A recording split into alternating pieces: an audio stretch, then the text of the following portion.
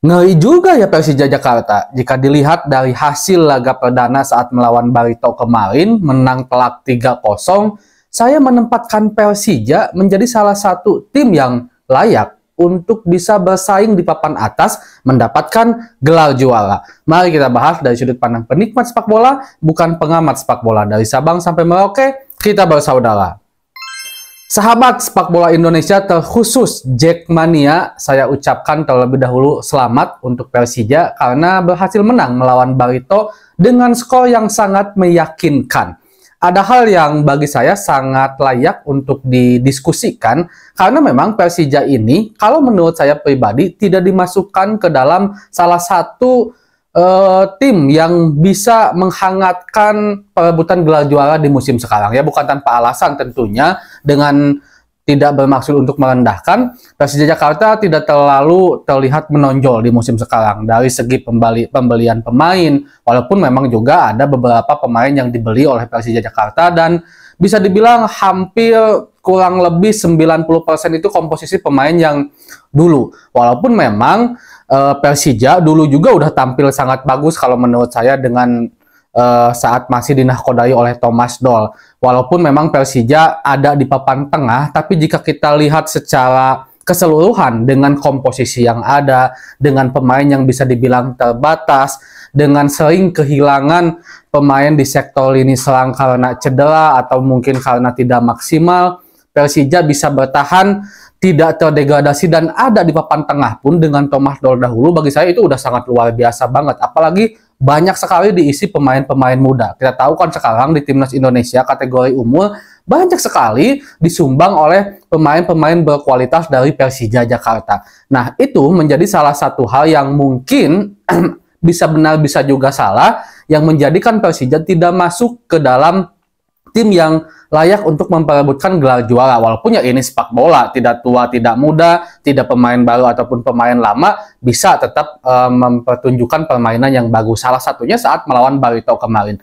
Jujur saya tidak pernah expect bahwa melihat Persija akan tampil sebagus itu kemarin gitu kan saat melawan Barito. Dan bisa dibilang PR Persija di musim kemarin yang dimana bisa dibilang salah satu PR terbesarnya adalah striker yang tidak dimiliki oleh Persija, dalam tanda kutip ya, tidak dimiliki. Akhirnya ada di sosok seorang Gustavo, bahkan menjadi pemain yang paling perdana menciptakan hat-trick di Liga 1 untuk musim sekarang. Dan Gustavo ini juga memang ya bukan pemain kaleng-kaleng sih kalau menurut saya ya, mempunyai data statistik yang bagus, historis yang bagus sebelum masuk ke Liga Indonesia di Arema. Walaupun Arema ada di zona degradasi, tapi penampilannya luar biasa, lalu akhirnya dipinjam waktu itu oleh Persija Jakarta dan malah cedera. Ini benar-benar apa ya, banyak sekali drama lah untuk Persija Jakarta di musim kemarin itu kan. Ditambah mungkin di awal musim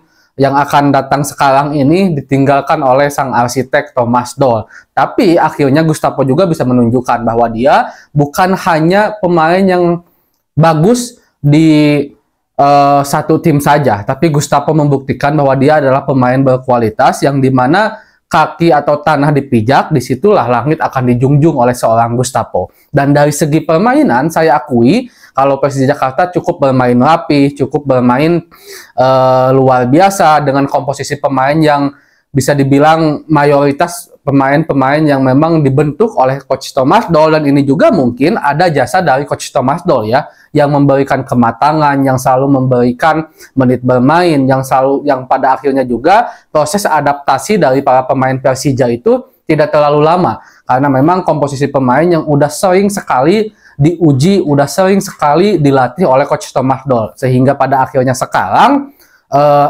maaf, Persija bisa bermain dengan sangat luar biasa dan menghempaskan Barito dengan menjanjikan 3-0 gitu kan. Ini menjadi satu hal yang maaf, saya lagi agak kurang enak badan ya teman-teman. Jadi satu hal yang cukup luar biasa karena memang banyak sekali tim-tim yang start di laga perdana ini sangat menjanjikan, seperti Persib salah satunya, Persija Jakarta juga gitu kan.